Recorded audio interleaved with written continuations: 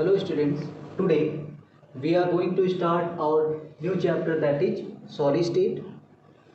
First of all, you have to know, already I know कि आप जानते होंगे कि मैटर क्या होता है और मैटर की physical states. In physical states में आपने पढ़ा हुआ है solid, liquid and gas. Liquid and gas के बारे में आप क्लास 11th में पढ़ चुके हैं। आज हम लोगों को यहाँ पे पढ़ना है सॉलिड स्टेट के बारे में। सॉलिड के बारे में कुछ जनरल इंफॉर्मेशन मैं फिर भी आपको दे दे रहा हूँ। First thing, shape and volume is definite, strong intermolecular forces are there in between solid, due to which they are tightly binded together। ये एक दूसरे से टाइटली बॉन्डेड होते हैं। एक और चीज़ आप इसी से रिलेटेड समझ सकते हैं, क्योंकि ये टाइटली बॉन्डेड होते हैं इसीलिए ये अपने प्लेस को छोड़ नहीं सकते। मतलब एक प्लेस से, जैसे ये दो पार्टिकल्स हैं, ये अपनी प्लेस को, क्योंकि टाइटली बॉन्डेड है, ऊपर भी पार्टिकल्स है, नीचे इस साइड भी।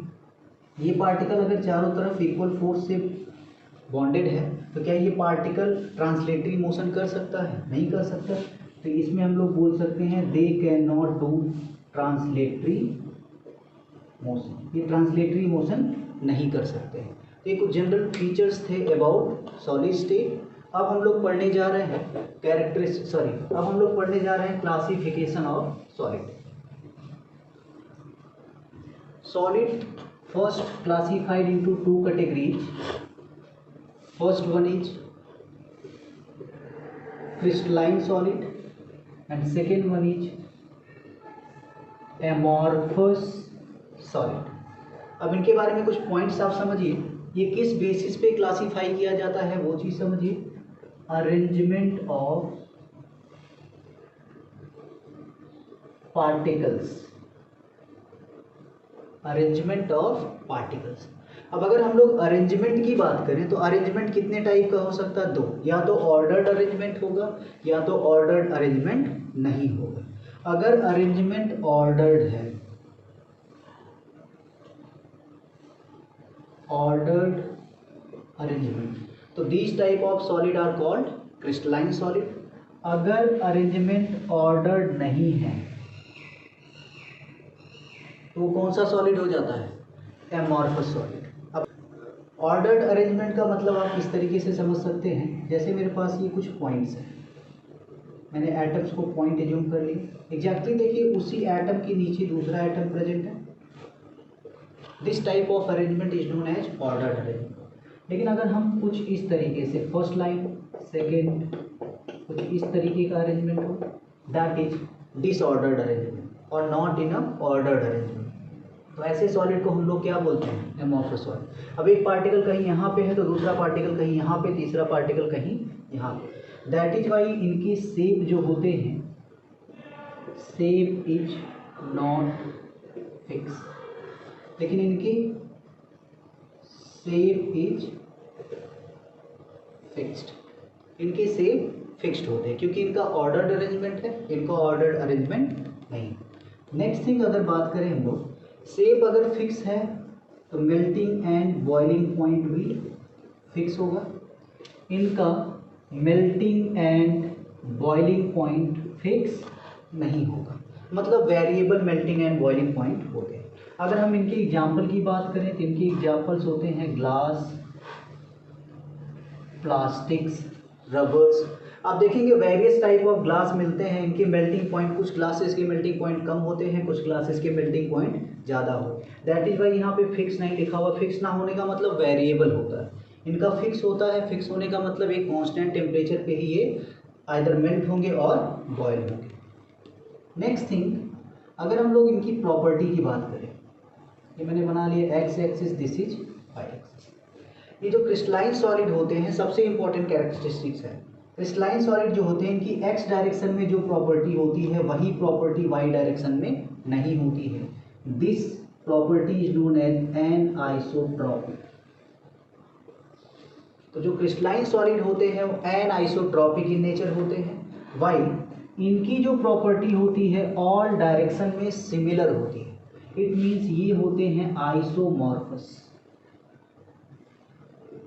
Means amorphous solid are isomorphous in nature while crystalline solid are anisotropic in nature. Anisotropic means different property in different direction while isomorphous means same property in all direction. तो these are the characteristics of crystalline solid and amorphous solid। ये चीज़ को आप ध्यान रखेंगे, इसमें कोई दिक्कत नहीं होनी चाहिए। ये वाला पॉइंट आपको याद होना चाहिए, एनाइसोट्रॉपिक क्या होता है और आइसोमॉर्फस होता है। अब नेक्स्ट हम लोग बढ़ रहे हैं another classification of solid that is on the basis of forces।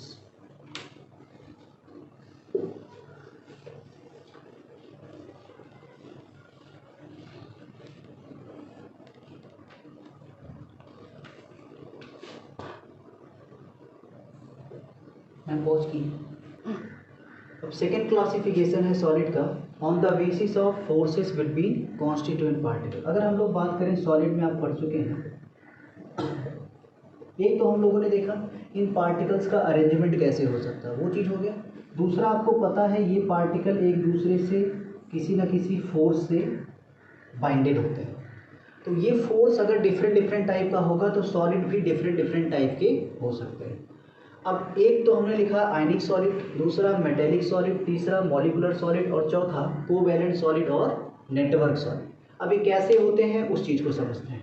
अब अगर मैं बात करूँ फोर्स आयोनिक कब होता है, आयोनिक फोर्स आप पढ़ चुके हैं। आयनिक बॉन्ड बनता है आयंस के बीच, वो भी unlike charge, like positive and negative. अगर मैं एग्जांपल यूज कर लूँ Na+ एंड Cl-, तो इनके बीच बताइए कौन सा फोर्स होगा। इनके बीच जो फोर्स एक्ट करेगा दैट इज आयनिक फोर्स, और आयनिक बॉन्ड या इसी चीज़ का एक दूसरा नाम है electrostatic force of attraction. It means अगर मैं एग्जांपल यहाँ पे लिखूँ NaCl, तो NaCl एक आयनिक सॉलिड का एग्जांपल है। एग्जांपल से समझते हैं, फिर उसके बाद डेफिनेशन आपको बताता हूँ।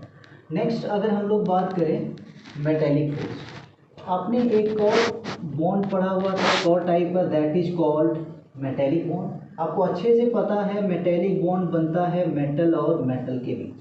जैसे मैं कॉपर का एक एटम ले लूँ, कॉपर का दूसरा एटम ले लूँ, सिंस दोनों मेटल हैं तो इनके बीच जो फोर्स एक्ट करेगा that force is known as metallic force. तो यहाँ पे एग्जांपल मैं लिख सकता हूँ कॉपर, सिल्वर और gold, these are metallic solid. तीसरे टाइप का फोर्स आपने पढ़ा हुआ था मॉलिक्यूलर फोर्स। मॉलिक्यूलर फोर्स हमारे पास दो टाइप के पड़े हुए थे, एक था wander Waals force, second one is hydrogen bond. Wander Waals force and hydrogen bond. और ये वांडर वाल फोर्स और हाइड्रोजन बॉन्ड एक्ट किसके बीच करता है, फर्स्ट मॉलिक्यूल अगर मैं मान लूँ ये ए मॉलिक्यूल है, this is B molecule, A and B molecule के बीच जो फोर्स एक्ट करेगा that is called molecular force. It may be van der Waals force और हाइड्रोजन बॉन्ड। इसका मतलब ये हुआ कि यहाँ पे जो एग्जाम्पल्स होंगे वो होंगे कौन, मॉलिक्यूल्स। फॉर एग्जाम्पल मैंने ले लिया एक मॉलिक्यूल P4, मतलब P4 के एक मॉलिक्यूल और P4 के दूसरे मॉलिक्यूल के बीच मॉलिक्यूलर फोर्स एक्ट करेगा। मीन्स ऐसे सॉलिड को हम लोग कौन सा सॉलिड बोलेंगे, मॉलिक्यूलर सॉलिड। सेकेंड एग्जाम्पल मैंने ले लिया I2 सॉलिड स्टेट में एग्जिस्ट करता है। एक I2 मॉलिक्यूल और दूसरे I2 मॉलिक्यूल के बीच कौन सा फोर्स एक्ट करेगा, मॉलिक्यूलर, क्योंकि मॉलिक्यूल है और मॉलिक्यूलर फोर्स अगर एक्ट करेगा तो वो कौन सा सॉलिड होगा, मॉलिक्यूलर सॉलिड। नेक्स्ट एग्जांपल अगर मैं आपका ले लूँ H2O सॉलिड, मीन्स आइस। ये H2O एक मॉलिक्यूल है, इसके एक मॉलिक्यूल और दूसरे मॉलिक्यूल के बीच कौन सा फोर्स एक्ट करेगा, मॉलिक्यूलर फोर्स। इट मीन्स वहाँ पे आइदर वांडर वाल फोर्स होगा और कौन सा बॉन्ड होगा, हाइड्रोजन बॉन्ड होगा। तो ये भी किसका एग्जाम्पल है, मॉलिक्यूलर सॉलिड का। आई होप ये चीज़ आपको क्लियर होगा। नेक्स्ट थिंग हम लोग बढ़ रहे हैं फोर्स में। अगर एक और चीज़ हम लोगों ने पढ़ा था covalent bond. What is covalent bond, covalent bond बनता था इलेक्ट्रॉन की शेयरिंग से, और इस पर कुछ एग्जाम्पल जैसे मैं लिखूँ, दो एटम के बीच बनता था। एक एटम ए दूसरा एटम ए, इन एटम्स के बीच में जो बॉन्ड बनता था that bond is known as covalent bond. बस कंडीशन ये होनी चाहिए इनके बीच इलेक्ट्रॉन की शेयरिंग होनी चाहिए।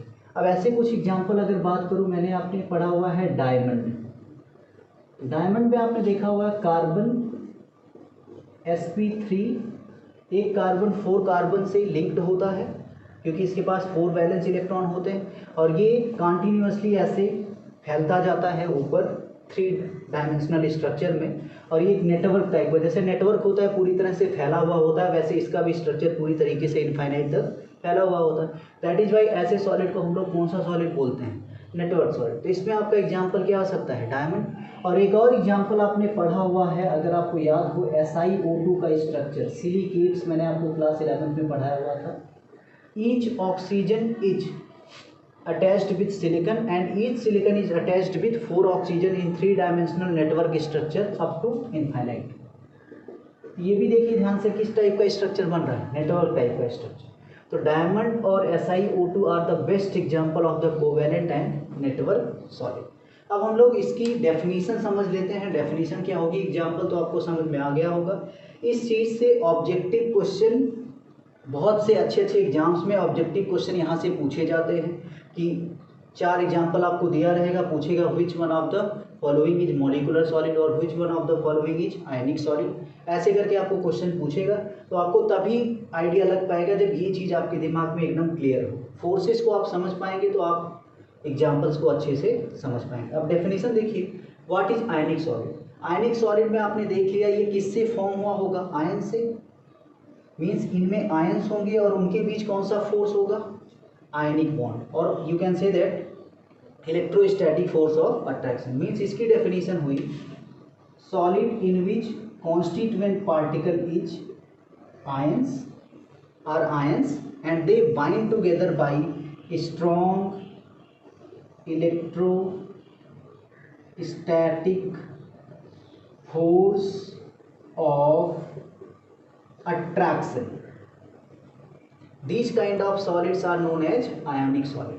अब अगर मेटेलिक सॉलिड की बात करूं तो इसका एग्जांपल आप क्या दे सकते हैं? इसकी डेफिनेशन क्या बनाएंगे? इसमें बताइए पार्टिकल्स कौन होंगे? एक सिंगल पार्टिकल कौन होगा? मेटल, क्योंकि मेटेलिक फोर्स की बात हो रही है तो मेटल होगा। Means solid in which constituent particles are metals and they bind together by metallic force और मेटेलिक बॉन्ड और called metallic solid. Similarly molecular solid आप डिफाइन कर सकते हैं और सिमिलरली क्या डिफाइन कर सकते हैं? कोवैलेंट और नेटवर्क सॉलिड। ऑलरेडी आपने इनके कुछ कैरेक्टरिस्टिक्स के बारे में क्लास 11 में भी पढ़ा हुआ है। मतलब आयनिक सॉलिड के मेल्टिंग पॉइंट, कब ये इलेक्ट्रिसिटी को कंडक्ट करेगा, कब नहीं करेगा। आपको याद होगा ये सॉलिड स्टेट में इलेक्ट्रिसिटी को कंडक्ट नहीं करता है। मतलब अगर मैं NaCl ले लूँ और लिखा हो सॉलिड, क्या ये इलेक्ट्रिसिटी को कंडक्ट करेगा? नहीं करेगा, बिकॉज यहाँ पे आयंस फ्री नहीं है। लेकिन अगर इसको वाटर में डाल दें हम तो आयंस फॉर्म होता है Na++Cl-। अब ये इलेक्ट्रिसिटी को कंडक्ट करेगा because these ions are free and they can move. तो आप ये चीज़ ध्यान रखोगे, कभी इलेक्ट्रिसिटी को कंडक्ट करेगा, कभी इलेक्ट्रिसिटी को कंडक्ट नहीं करेगा। इनके बारे में तो आपको अच्छे से आइडिया दी जाता good conductor of electricity. Because आप देखोगे घर में कॉपर के वायर यूज होते हैं, सिल्वर के वायर यूज होते हैं, एल्यूमिनियम के वायर यूज होते हैं। तो these are the good conductor of electricity. उसके बाद मॉलिकुलर सॉलिड, इनकी भी कैरेक्टरिस्टिक्स आप पढ़ चुके हो कोवैलेंट बॉन्ड में, इनकी कैरेक्टरिस्टिक्स आयनिक बॉन्ड में, इनकी कैरेक्टरिस्टिक्स मेटेलिक बॉन्ड में क्लास 11 में। तो ये टॉपिक था क्लासिफिकेशन ऑफ सॉलिड। हम लोगों ने 2 बेसिस पे देखा। एक तो था on the basis of order of particles and second था on the basis of force between constituent particles. ये चीज़ आपको अच्छे से क्लियर होनी चाहिए, इससे एक क्वेश्चन ऑब्जेक्टिव जरूर आएगा, ध्यान रखिएगा। Now next is some important definition. Basically अब हम लोग उस स्टेज में चल रहे हैं जहाँ पे इमेजिनेशन की बहुत ज़रूरत पड़ेगी सॉलिड स्टेट चैप्टर में, क्योंकि इनमें अब हम लोगों को ये समझना है कि सॉलिड का स्ट्रक्चर समझने के लिए ये जो पार्टिकल्स होते हैं कैसे अरेंज्ड होते हैं, कैसे वो रखे होते हैं, और एक पार्टिकल और दूसरे पार्टिकल में क्या रिलेशन होता है, इन सब चीज़ों को समझने के लिए कुछ इमेजिनेशन की ज़रूरत पड़ेगी। अब वो इमेजिनेशन क्या है? सबसे पहली डेफिनेशन इंपॉर्टेंट हम लोग पढ़ने जा रहे हैं, लैटिस पॉइंट। ये बेसिकली है क्या चीज़? लैटिस पॉइंट का मतलब है एटम्स आर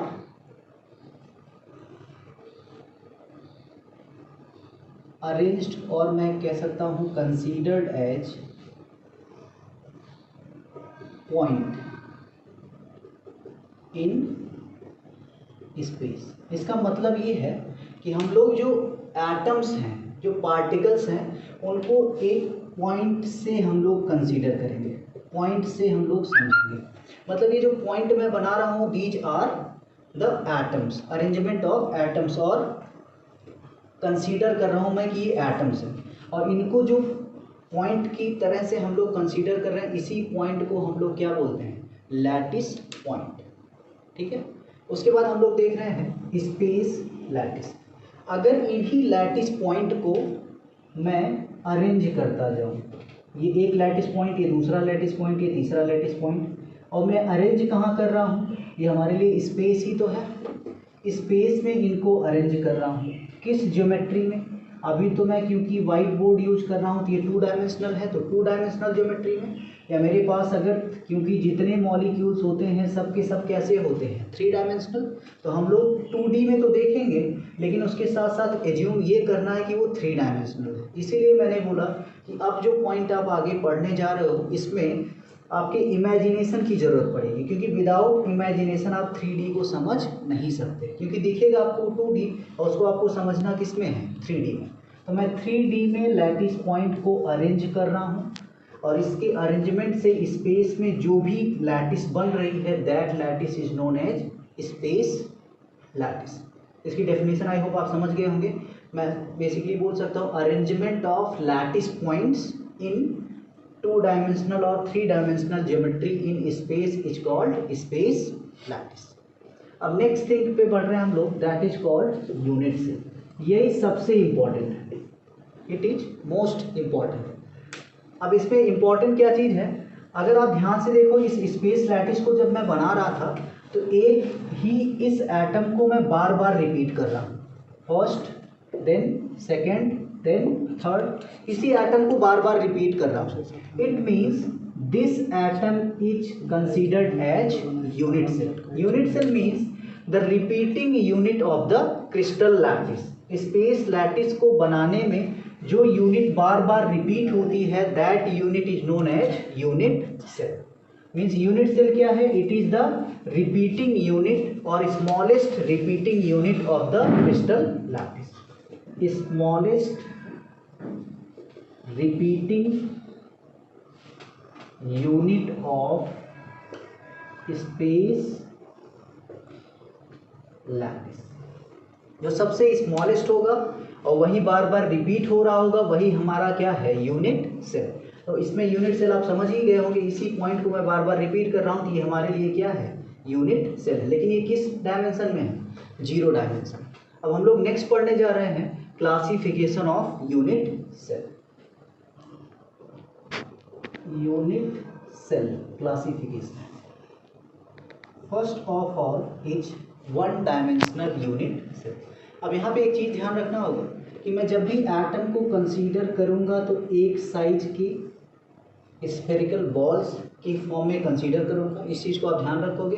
तो atoms are considered as like points, और ये पॉइंट्स को आप समझोगे कि ये एक स्फेयर की तरह है। जैसे हमारे पास फुटबॉल हो कई सारी, या छोटी छोटी बॉल्स हो, उन बॉल्स को एक दूसरे से अटैच करके, तो जो एटम्स होते हैं ये, जैसे मैंने आपको दूर दूर ये दिखा है, एक्चुअल में दूर दूर नहीं है, ये समझने के लिए हम लोग देख रहे हैं। एक्चुअल में ये इस तरीके से है, first ball, second ball, third ball, ये सभी बॉल्स एक दूसरे को टच करती रहती। मतलब ये पॉइंट्स जो दूर दूर दिख रहे हैं आपको, एक्चुअल में ये टच कर रहे हैं एक दूसरे। अगर मैं इनको टच करते हुए दिखाऊंगा तो आप समझ ही नहीं पाओगे कि कितने एटम्स रखे हुए हैं। दैट इज़ वाई इनको सेपरेटली रखा गया है, लेकिन इसको आपको एज्यूम क्या करना है कि एक दूसरे को टच कर रहे हैं। अब यहाँ पे अगर हम लोग देखें 1 डायमेंशनल, 1 डायमेंशन का मतलब क्या होता है, एक रो हो या एक कॉलम, केवल सिंगल। तो अगर मैं रो में ऐसे अरेंज करते जाऊँ लैटिस पॉइंट्स को, तो बताइए एक रो को डिफाइन करने के लिए कितने पॉइंट्स हमको चाहिए होते हैं। एक ही चीज़ की जरूरत पड़ेगी, that is length. It means जो 1 डायमेंशनल यूनिट सेल होती है उसको डिफाइन करने के लिए हमें केवल किसकी ज़रूरत पड़ती है, लेंथ। मतलब अगर हमें लेंथ पता हो किसी चीज़ की, तो ये हमारा कौन सा डायमेंशनल यूनिट सेल है, 1 डायमेंशनल यूनिट सेल। सेकेंड हम लोग देख रहे हैं 2 डायमेंशनल यूनिट सेल। अब 2 डायमेंशन कब बनता है? जब एक रो भी हो और एक कॉलम भी हो। अब अगर मान लीजिए मैं एटम्स को इस तरीके से अरेंज किया, second row, third, this is. अब यहाँ पे बताइए डिफाइन करने के लिए हमें कितनी यूनिट की जरूरत, कितने डायमेंशन की जरूरत पड़ेगी। अब अगर ध्यान दीजिए तो मैं अगर 2 को अटैच करूँ तो लेंथ, देन विड्थ, ये तो जरूरत पड़ेगी हमें। मतलब लेंथ भी पता होना चाहिए और क्या पता होना चाहिए, विड्थ। उसके साथ साथ एक और चीज़ की जरूरत पड़ेगी, that is the angle theta. It means 2 dimensional unit cell को डिफाइन करने के लिए मुझे 3 पैरामीटर्स की जरूरत होगी। 3 पैरामीटर्स आर रिक्वायर्ड। अब ये 3 पैरामीटर्स कौन कौन हैं? A, B and theta. A is what? Length, B is what? Width and theta is the angle between them. अब इनके बेसिस पे अगर हम लोग अलग अलग टाइप के स्ट्रक्चर बनाए तो ये टोटल 5 टाइप के फॉर्म होते हैं। 5 टाइप ऑफ ब्रेविस लैटिस इसको बोलते हैं। अब ये कौन कौन से होते हैं? एक तो स्क्वायर बन जाएगा जिसमें ए और बी इक्वल होंगे, थीटा कितना होगा? 90 डिग्री। दूसरा क्या बन सकता है? रोम्बस बन सकता है। तीसरा क्या बन सकता है? पैरेललोग्राम बन सकता है। चौथा क्या बन सकता है? पैरेललोग्राम। ठीक, तो ये 5 टाइप के, आपने मैथ्स में इसको पढ़ा होगा, ए बी और थीटा के बेसिस पे 5 टाइप के ब्रेविस लैटिस बन सकते हैं। तो इस चीज़ को आप ध्यान रखेंगे। ये हम लोगों के लिए उतना इम्पोर्टेंट नहीं है जितना हम लोगों के लिए 3 डायमेंशनल यूनिट सेल इम्पॉर्टेंट है। तो इस पर आपको ध्यान देना है, 3 डायमेंशनल यूनिट सेल। अब इसमें अगर बात करें हम लोग, अरेंज करें 3 डायमेंशन में, ये 2 डायमेंशन हो गया। 3 डायमेंशन के लिए बॉल को जस्ट इसके ऊपर रखना होगा, तब जाकर के हमें क्या मिलेगा? 3 डायमेंशनल। इट मीन्स अगर इसको डिफाइन करने के लिए मुझे क्या क्या ज़रूरत पड़ने वाली है, वो चीज़ अगर हम लोग देखें तो एक्स एक्सिस भी होगा, वाई एक्सिस भी होगा एंड जेड एक्सिस। एक्स और वाई के बीच के एंगल को मैंने क्या मान लिया? अल्फा। वाई और जेड के बीच के एंगल को हमने क्या मान लिया? बीटा। एंड एक्स और जेड के बीच के एंगल को क्या मान लिया? गामा। एक्स एक्सिस पे लेंथ को डिफाइन करने के लिए हमने ए मान लिया, वाई पे बी मान लिया, जेड पे क्या मान लिया? सी। इट मीन्स टोटल कितने पैरामीटर्स आर रिक्वायर्ड होंगे? हमारे पास टोटल 6 पैरामीटर की जरूरत पड़ेगी, A B C, alpha beta and gamma. These are called, alpha beta and gamma are called interfacial angle. ठीक, अब देखते हैं ये कितने टाइप के ये बन सकते हैं। टोटल इस अरेंजमेंट से 7 टाइप के यूनिट सेल्स पॉसिबल होते हैं। कौन कौन से होते हैं उस चीज़ को समझते हैं, और ये इम्पॉर्टेंट भी है, कई बार इससे क्वेश्चन पूछा गया है। वो कौन कौन से हैं उनका मैं नाम लिख रहा हूँ। Cubic,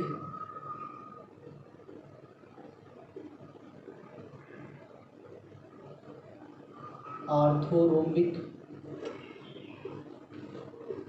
monoclinic,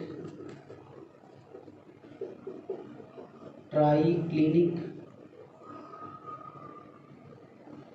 hexagonal, rhombohedral. Total 7 type. अब इसमें आपको क्या क्या ध्यान रखना है वो चीज़ समझना है। पैरामीटर्स क्या क्या होते हैं, and the next thing is interfacial angle. इसको याद करने का मैं आपको ट्रिक भी बताऊंगा, कैसे इसको आप याद करोगे। पैरामीटर्स की अगर बात करें तो पैरामीटर हमारे पास 3 हैं, ए बी और सी। इनमें कैसा रिलेट, अगर क्यूब की बात करें तो क्यूब में आपको पता ही है सभी length breadth and height, length width and height सब क्या होती है? इक्वल होती है। A equal to B equal to C. Tetragonal में ए इक्वल टू बी तो होता है, 2 साइड्स इक्वल होती है, लेकिन थर्ड साइड इक्वल नहीं होती है। आर्थोरोम्बिक की बात करें तो इसमें कोई भी साइड इक्वल नहीं होती। मोनोक्लिनिक में भी एकदम एग्जैक्ट है, कोई साइड इक्वल नहीं होती। इसमें भी कोई साइड इक्वल नहीं होती। इसमें एक साइड इक्वल होती है लेकिन एक साइड इक्वल नहीं होती। इसमें सभी साइड्स इक्वल होती है, rhombohedral. A equal to B equal to C. अब नेक्स्ट थिंग है एंगल, इंटरफेसियल एंगल। इसके लिए alpha beta gamma is equal to 90 degree, similar for this, similar for this. मतलब फर्स्ट थ्री में एंगल्स क्या होते हैं, इक्वल होते हैं। उसके बाद अगर आप यहाँ पे आ जाएं, इसका जस्ट अपोजिट थर्ड के बाद seven, A equal to B equal to C तो होगा, लेकिन C not equal to 90 degree. और इसका जस्ट अपोजिट मोनोक्लिनिक होता है, A equal to B equal to C, A not equal to B not equal to C not equal to 90 degree. ये आप ध्यान रखो। अब अगर हेक्सागोनल की बात करें हम लोग, तो हेक्सागोनल में alpha is equal to beta is equal to 90 degree, जो कि आप बहुत अच्छे से जानते हैं। हेक्सागन कैसे बनता है, एक दिस इज 6 मेंबर रिंग। इस 6 मेंबर रिंग में अगर आपको ये एंगल पता है तो कितने डिग्री का होता है, 60 डिग्री, और एक्सटर्नल एंगल कितना होता है, 120 डिग्री। और इसके ऊपर ये ऐसे ऊपर आएगा तो वो एंगल कितने डिग्री का बनेगा, 90 डिग्री का। तो मैंने दो एंगल किसको दिखा दिया, 90 डिग्री के। और जो एक एंगल होगा गामा, वो कितने डिग्री का होगा, 120 डिग्री का। तो अल्फा बीटा 90 हो गया और गामा कितना हो गया, 120 डिग्री। अब इस वाले की अगर हम लोग बात करें, sorry this is for triclinic not equal to 90 degree. अब इसी का जस्ट अपोजिट ये होता है, alpha equal to beta is equal to 90 degree तो होता है, लेकिन gamma not equal to 90 degree. तो ये दो पे आप ध्यान रखेंगे, बाकी एग्जैक्ट सिमिलर होता है। तो फर्स्ट थ्री इक्वल, थर्ड का जस्ट अपोजिट कौन होता है, फिफ्थ, थर्ड का just opposite alpha beta gamma 90। यहाँ पे alpha beta gamma, sorry alpha beta gamma not equal to 90 degree, इसका जस्ट अपोजिट। और यहाँ से यहाँ आएंगे तो अल्फा बीटा गामा इक्वल तो होते हैं, लेकिन वो 90 के इक्वल नहीं होंगे। और इन दोनों में अगर आप ध्यान दें, हेक्सागोनल को आप याद रखें, alpha beta 90, alpha beta 90, gamma 120, gamma not equal to 90। ये चीज़ हुआ। अब इसको याद कैसे रखेंगे आप, याद करने की बहुत अच्छी सी ट्रिक है।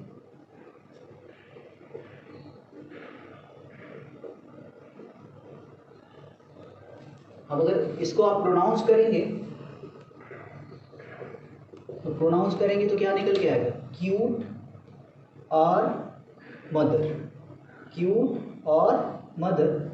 ये याद हो जाएगा आपको। कैसे याद होगा, CU cubic, TE tetragonal, our orthorhombic, MO monoclinic, T for triclinic, HE for hexagonal, R for rhombohedral. I hope अगर इस ट्रिक को आप एक दो बार याद रखेंगे, माता सबकी होती है उसको याद रखोगे, क्यूट होती है, क्यूट और मदर, तो आपको ये चीज़ याद हो जाएगी। अब इसको याद करने का ट्रिक देखिए क्या है। मैं एक कोड लिख रहा हूँ यहाँ पे, कोड और मोबाइल नंबर तो याद करना बहुत आसान होता है, 0122 012। आप एक कोड याद रख लीजिए, 0122। 0122, 0 का मतलब सब इक्वल, 1 का मतलब एक अनइक्वल होगा, 2 का मतलब दोनों अनइक्वल होंगे। तो आप ऊपर से याद रखिए 0122, नीचे से याद रखिए 0122। ये चीज़ आपको याद हो जाएगा।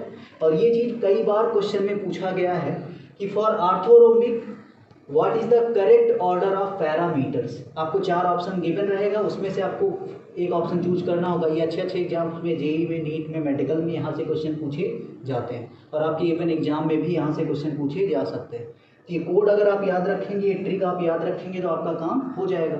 और ये ट्रिक अगर आपको याद हो गई तो उसी बेसिस पे आपको ये चीज़ याद हो जाएगा, फर्स्ट थ्री के लिए सिमिलर, ठीक।